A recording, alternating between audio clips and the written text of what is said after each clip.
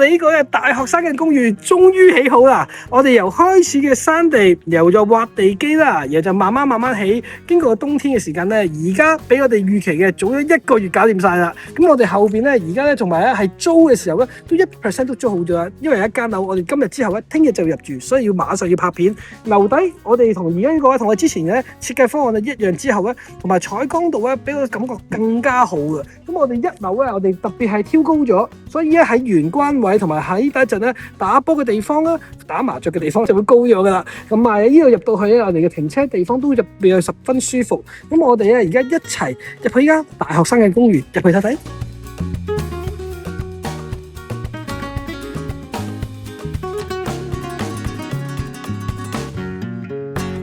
呢個學生公寓就全部起好晒啦，由開始嘅地拆咗個屋，然後就慢慢咧到而家啦。咁我哋一齊去睇啦。呢個就係2個房嘅 model。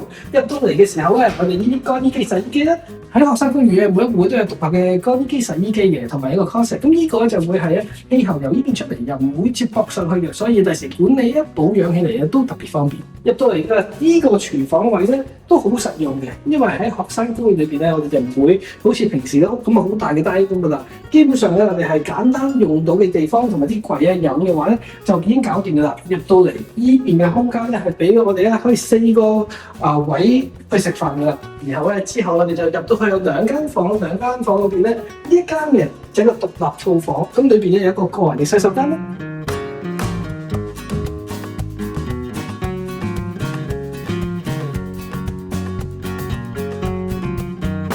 另外一間嘅就呢度有個公共嘅洗手間，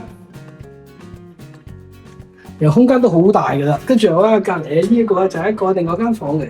咁你大家見到啊，啲窗口加大咗我哋呢邊，然後咧就闊咗，同埋喺上邊啦，然後呢邊咧通風都好㗎啦。咁我哋其實睇翻啦，咁耐咧，我哋由開始到而家咧，全部清好咗。咁希望我到時學生入到嚟咧，住得非常好。好多材料都用得好靚嘅，同埋呢啲門咧係好實嘅門嚟㗎啦，實心門，同埋呢啲鎖都整得好靚。咁好似 countertop 嘅都係用咗唔同嘅雲石。咁我哋最緊要佢做出嚟嘅就係唔係因為學生公寓，而因為學生公寓更加要令到佢哋實用得嚟咧，住得舒服。